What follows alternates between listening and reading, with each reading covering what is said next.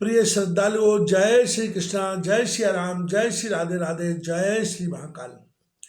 इस प्रवचन में आपको श्रवण कराएंगे पापी देवराज की मुक्ति कथा शिव पुराण के आधार पर। सूत जी बोले, हे ऋषियों, जो व्यक्ति दुराचारी, पापी, विलासी एवं दुष्ट होते हैं वे भी देवराज की मुक्ति कथा के द्वारा पवित्र हो जाते हैं।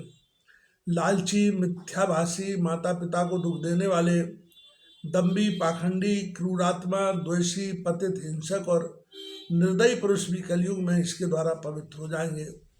इस प्रसंग में मैं आपको एक प्राचीन इतिहास सुनाता हूँ जिसके सुनने से सभी पापों का नाश हो जाता है।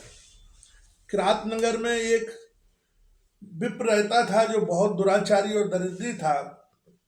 वह धर्म और वेदों से विमुख था। वह इतना गिरा हुआ था कि वह स्नान तक नहीं करता था। उसने अधर्म से बहुत सा धन एकत्र कर लिया था। वह एक बार एक तालाब पर नहाने के लिए गया। उसी समय वहां एक वैश्या भी आई जिसका नाम शोभावती था। वह उस वैश्या को देखकर उसकी ओर आकर्षित हुआ। वह वैश्या भी उसे देखकर परम प्रसन्न हुई। वे दोनों चिरकाल तक विहार करते रहे। ब्राह्मण के माता पिता ने बार बार उसे समझाया, परंतु उसने अपने माता पिता की बातों पर ध्यान नहीं दिया। उस अधम ब्राह्मण ने एक दिन ईर्ष्यावश रात्रि ने अपने माता पिता व पत्नी का वध कर दिया और उनकी समस्त संपत्ति वैश्या को दे दी। देवयोग से एक दिन वह प्रतिष्ठापुर में आया। उसने वहां एक शिव मंदिर देखा जिसमें अनेक साधु महात्मा एकत्र थे। वह ब्राह्मण अचानक वहां बीमार हो गया। बीमारी की अवस्था में उसने एक ब्राह्मण के मुख से शिवजी की परम पवित्र कथा सुनी। देवराज नामक वह ब्राह्मण एक मास के बाद मर गया।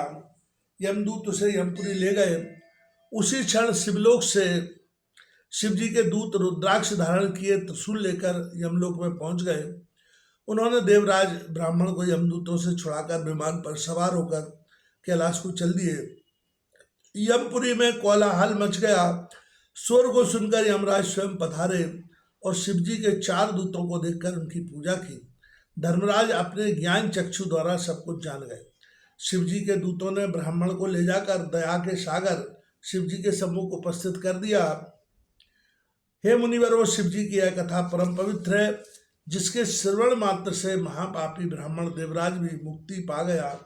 इस प्रकार शिव पुराण की कथा को विधि पूर्वक सुनने से अमर फल की प्राप्ति होती है।